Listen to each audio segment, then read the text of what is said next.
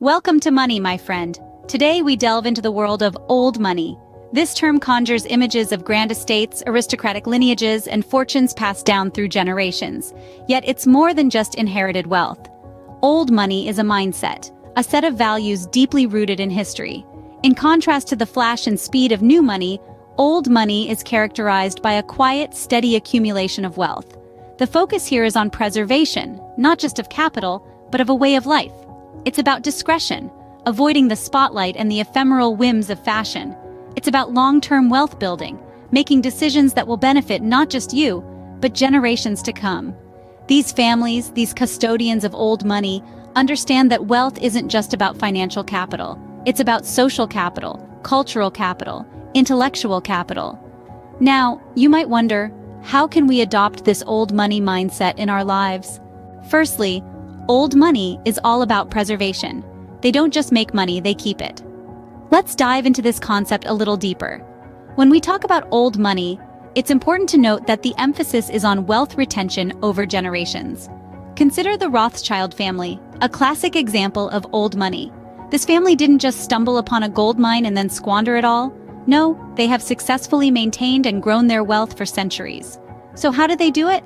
Well, one of the key strategies employed by old money families like the Rothschilds is investing in assets that appreciate over time.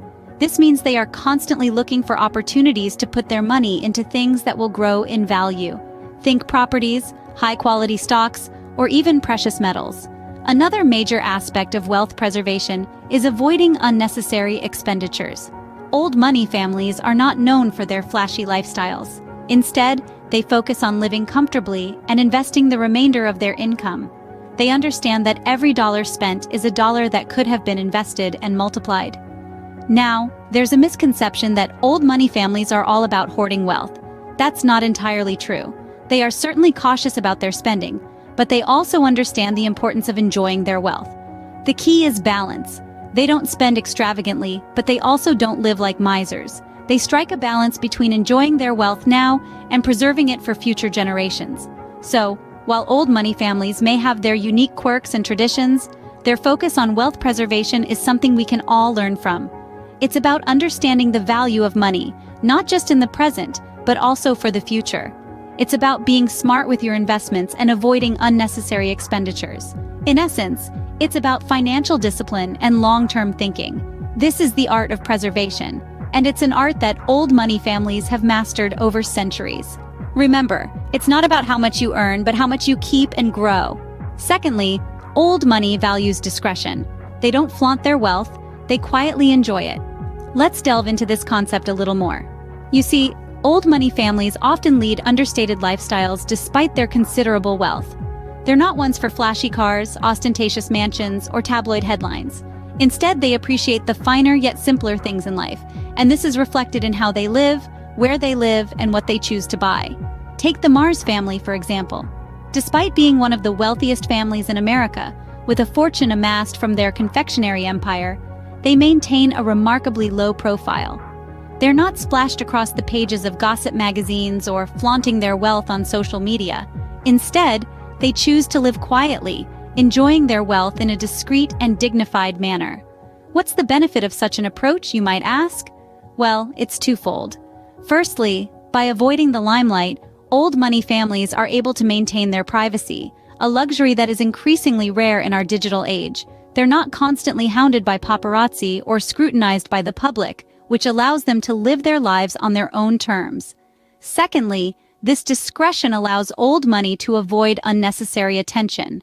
They're not targeted by those looking to take advantage of their wealth, and they're not caught up in the constant competition of who has the latest luxury car or the biggest yacht. They're able to enjoy their wealth without the stress and drama that often come with high-profile lifestyles. It's a fascinating perspective, isn't it? To see wealth not as a trophy to be displayed, but as a tool for creating a comfortable and enjoyable life. It's a mindset that values quality over quantity, experiences over possessions, and privacy over publicity. In essence, old money doesn't see wealth as a means for ostentation, but as a tool for comfort and freedom. It's not about being the richest person in the room, it's about having the freedom to live life on your own terms. Wealth, for old money, is a tool for comfort and freedom, not a means for ostentation. Lastly, Old money thinks long-term. They don't chase quick riches, they build lasting wealth. This might feel like a radical shift from the get-rich-quick schemes we often see today, but the old money mindset is all about the long game. Let's take the Rockefeller family as an example. Their fortune wasn't built overnight or even over a decade. It was amassed over generations through strategic investments and diversification. They didn't put all their eggs in one basket, so to speak. Instead, they spread their wealth across a variety of industries and assets, from oil to real estate, from art to philanthropy. This deliberate approach to wealth accumulation isn't about striking it rich quickly. It's about building a legacy that can withstand the test of time.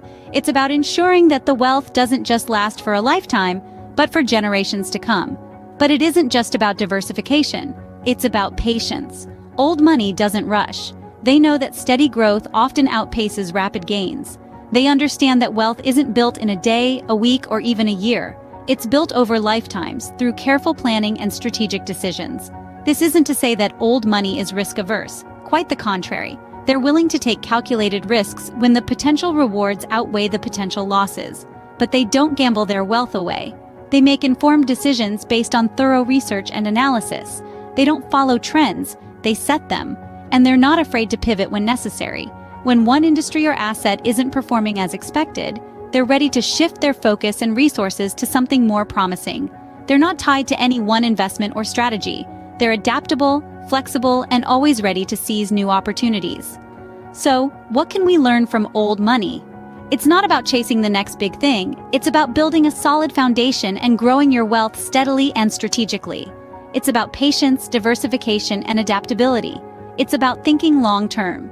In the world of old money, slow and steady indeed wins the race. So, we've journeyed through the mindset of old money. Let's take a moment to recap these pearls of wisdom. First, we delved into the art of preservation.